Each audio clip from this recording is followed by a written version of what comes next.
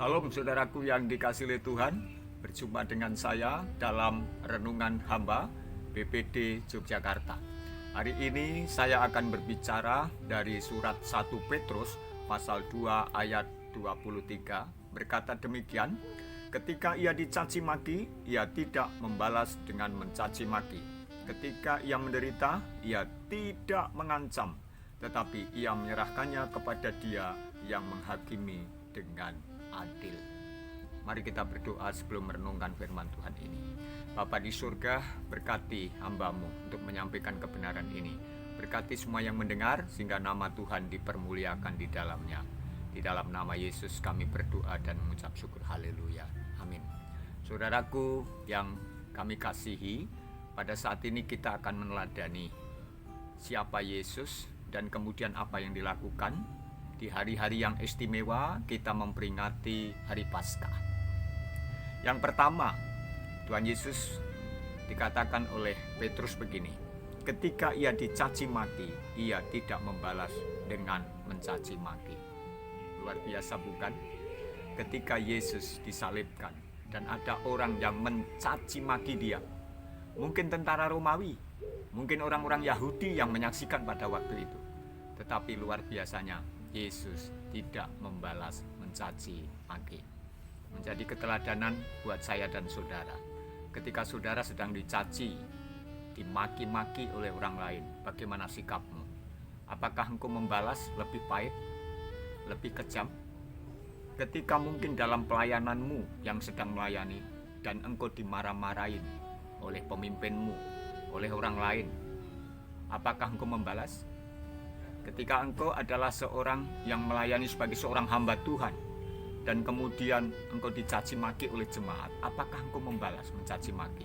Berarti tidak ada perbedaannya antara kita dengan umat, antara kita dengan orang yang kurang percaya, kurang memahami kebenaran. Mari kita teladani Yesus. Bagaimana Yesus tidak membalas kejahatan dengan kejahatan, tidak membalas caci maki dengan caci maki. Itu Yesus. Dan itu sama dengan apa yang dia katakan, kasihilah musuhmu dan berdoalah bagi mereka yang menganiaya kamu. Itu ajaran Yesus yang tidak ada di ajaran orang lain. Di ajaran lain mungkin ketika dia melakukan kejahatan, kita balas lebih jahat lagi. Ketika melakukan tindakan-tindakan yang brutal, kita balas lebih brutal lagi. Bahkan bisa disebut sebagai balas dendam. Tetapi ajaran kita luar biasa. Kita mengasihi. Yesus mengajarkan, ketika kita dicaci maki, kita tidak mencaci maki. Itu ajaran Yesus buat kita semua. Ini yang pertama. Yang berikutnya, dikatakan dalam Alkitab, ketika ia menderita, ia tidak mengancam. Banyak saat ini ketika orang mengalami penderitaan dimanapun dia berada, mungkin di pekerjaannya, di kantornya, mungkin di pelayanannya, mungkin dia mengancam. Mengancam untuk apa? Untuk bagaimana menjatuhkan bosnya. Untuk mengancam sesamanya. Mengancam orang-orang yang tadinya menjadi rekan yang baik. Mungkin mengancam supaya dia lebih turun derajatnya. Mengancam supaya dia lebih terpuruk hidupnya. Hari ini Tuhan mengajar kepada kita supaya kita apa? Ketika dalam penderitaan sekalipun, ketika kita dimusuhi orang, ketika kita mengalami kesusahan hati kita, Yesus mengajarkan dia tidak mengancam. Dia tidak ada dendam sedikit pun. Itu yang ada di dalam hati Yesus. Karena dia tahu untuk menempatkan diri. Siapa dia? Ini menjadi teladan yang luar biasa buat kita, saudara. Di kalimat terakhir, tetapi ia, Yesus, menyerahkannya kepada dia, kepada Bapa yang menghakimi dengan adil. Secara manusia, Yesus sedih.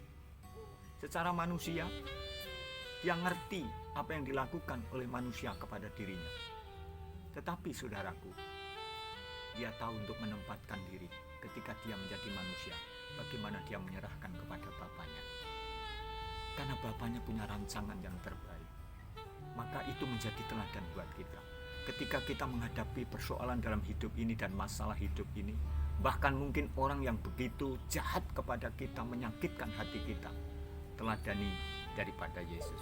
Dia menyerahkan kepada Bapa, menyerahkan kepada Bapa untuk segala sesuatu yang dia hadapi. Saudaraku, apapun persoalanmu, mari kita serahkan kepada Tuhan. Tuhan yang akan menuntun dan memberkatimu. Tuhan yang akan memberikan jalan keluar dalam kehidupanmu. Janganlah engkau berbuat jahat ketika engkau dijahati. Janganlah engkau mengancam ketika engkau pun menghadapi tekanan-tekanan dalam hidupmu. Tetapi serahkanlah kepada Allah. Serahkanlah di dalam doamu, dan Tuhan pasti memberikan jalan keluar dari hidupmu. Dan jalan keluar itu adalah jalan keluar yang terbaik, sehingga nama Tuhan dipermuliakan di dalamnya. Tuhan memberkati Bapak, Ibu, dan Saudara. Mari kita bersama-sama berdoa. Bapa di surga, kesempatan ini kami berdoa kepada saudara-saudara kami. Terima kasih Tuhan untuk pengajaran-Mu yang luar biasa. Di saat-saat Engkau menghadapi penderitaan, Tuhan Yesus dalam penyaliban itu, Engkau tidak mencaci maki, Engkau tidak mengancam, tapi Engkau menyerahkan kepada Bapa. Hari ini mengajar kepada kami semua Tuhan, dalam keadaan apapun yang sedang kami hadapi, kami tidak mengancam, kami tidak memaki, tapi kami menyerahkan kepada Tuhan, dan kami percaya Tuhan memberikan jalan keluar yang terbaik, sehingga nama Tuhan dipermuliakan. Terpujilah ya Tuhan nama-Mu, terpujilah nama Engkau kekal sampai selama-lamanya. Berkati saudara-saudara kami ya Tuhan. Haleluya. Amin. Terima kasih Tuhan.